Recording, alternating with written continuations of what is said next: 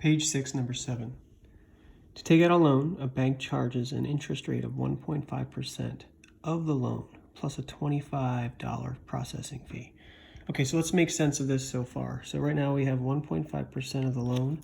So remember, percent, 1.5%. We always want to use that as a decimal in a problem. So we always move the decimal place over 2 places.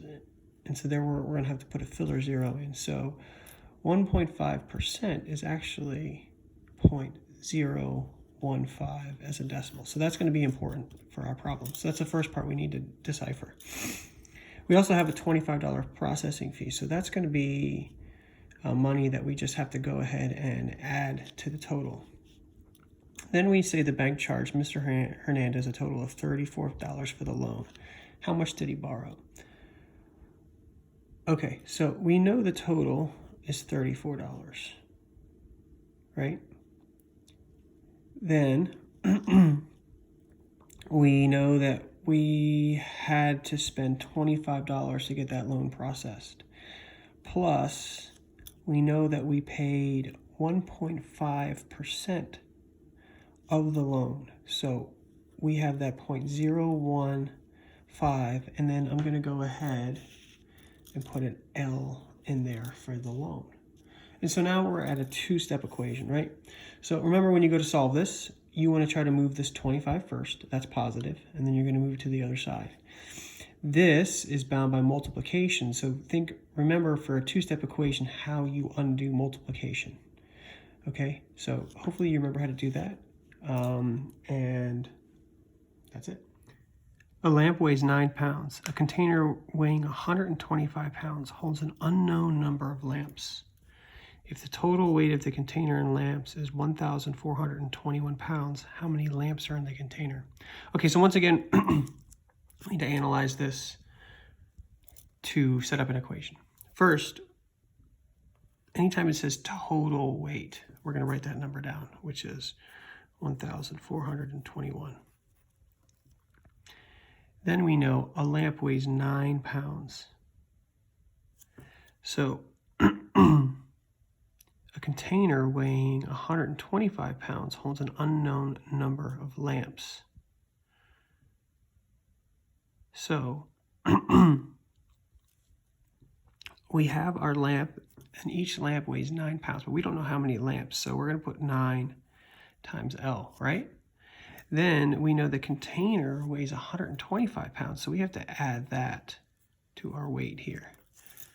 So there's our setup, right? Our total weight of the lamps and the container. Here's the weight of our container. Each lamp weighs 9 pounds, and we don't know the number of lamps, so that's our variable there. So now this is a 2-step equation. You're going to go ahead and solve it. So remember, draw your line. Think about how you're going to move this away first. So this is positive, so think about opposites. And then think about how the 9 is attached to the L. And so that's multiplication. And think about how you then would undo multiplication. So deal with this first, think opposites.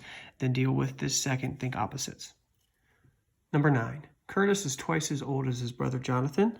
Olivia is 6 years younger than Jonathan. Their sum of their ages is 58 years. Okay, so let's see how many people we have. First, we have Curtis. We have Jonathan. We have Olivia. And then we also have Jonathan again. So it looks like we have Curtis, Jonathan, and Olivia. So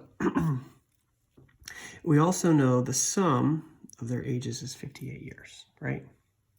So let's start to use this information and write a couple equations, right? I know that Curtis is twice Jonathan's age, okay?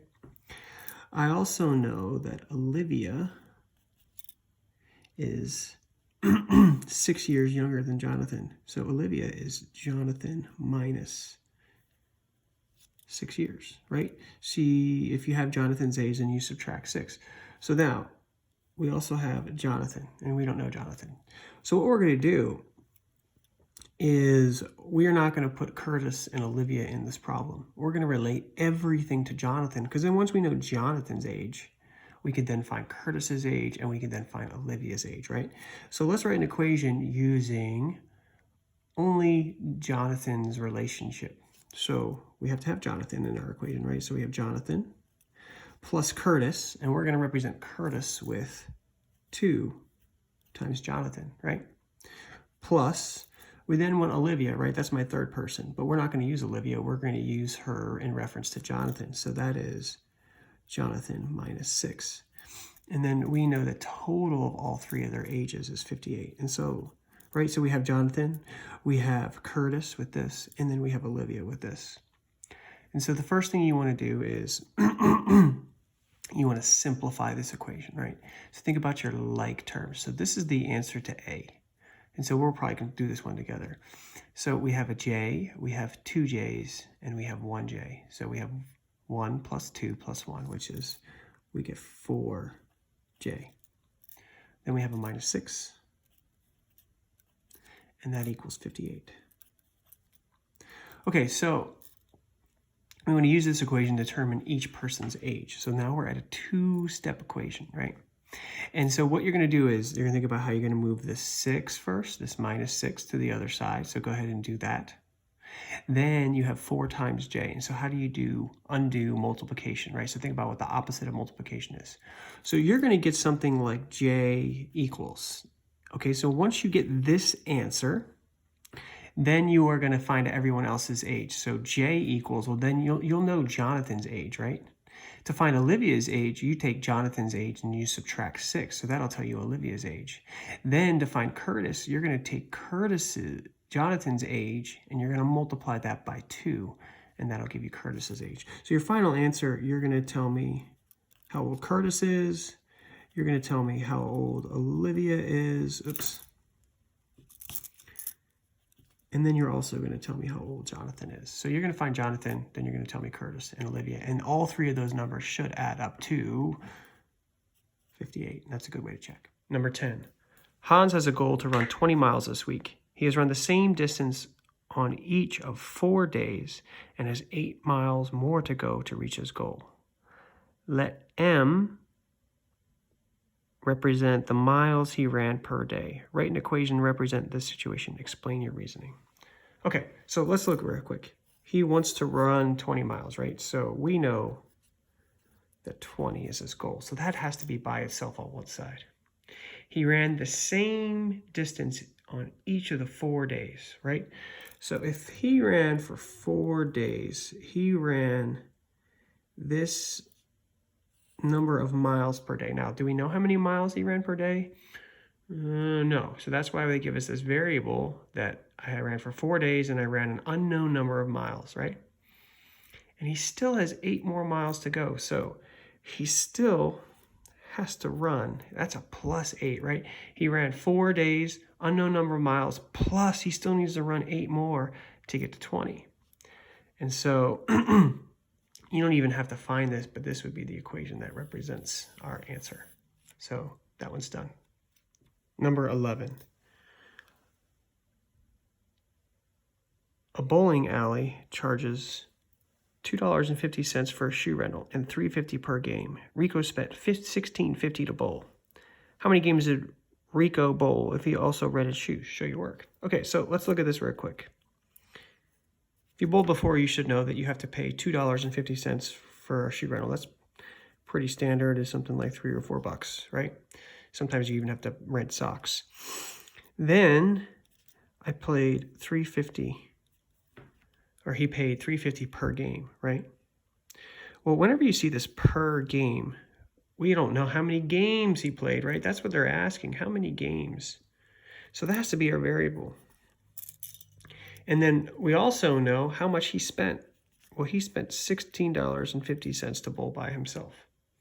So there's your setup, right? This is a cost that we don't get back. You have to pay that $2.50.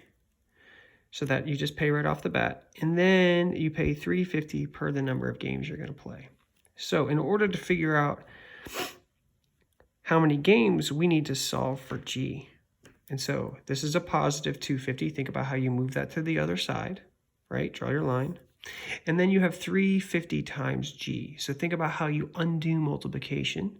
And then you should get down to where you get G equals. And it hopefully is a whole number, right? It should be like 1, 2, 3, or 4, or 5 games that he played. Okay, good luck. Tam has 24 rock songs in her playlist. This is number 12. This is 2 more. Okay, so we know we have 24. So let's write that down, 24. This is, so we see is, 24 is 2 more than, so let's put 2 plus, so that is plus 2. 2/3 the number of country songs. So we have an equation here, right? This is 2 more than 2/3 the number of country songs. The number of rock songs is, so let's write this down, 24 is 16 less than, so we have a minus 16 now, 16 less than 5/6 the number of jazz songs. How many country songs does Tam have in her playlist, right? And solve an equation. So which equation do you think we want to use? Do we want to use our country song equation or do we want to use our jazz song equation? Both of these relate to our rock songs. So I wrote this one. You need to solve it. So think about first how you would remove this 2, right? So if this is a plus 2, think about the opposite. Then look at this. You have 2 divided by 3 times C. So how do you undo division? So how would I undo divided by 3? So you want to do that next. And then you'd be left with 2 times C. And then how are you going to undo 2 times? So this is going to have 3 steps. You're going to move this first, then try to move the divided by 3, then try to remove the times 2. And so if you're thinking opposites, you should have a procedure to solve this. This is the last part of number 12. It says, how many jazz songs does Tam have in her playlist? Write and solve an equation. So we already did this together, right? We use this information, we create our jazz equation. And same thing. So first, think about how you're going to move a minus 16. So think opposites. Think about what is the opposite of minus 16. Then I want you to go and I want you to look at this 5 divided by 6 times j. So how am I going to remove a divided by 6? Think about how do I undo a divided by 6? And then lastly, I have 5 times j. How do I undo multiplication? So think about what the opposite of multiplication would be. Go ahead and solve those. Good luck.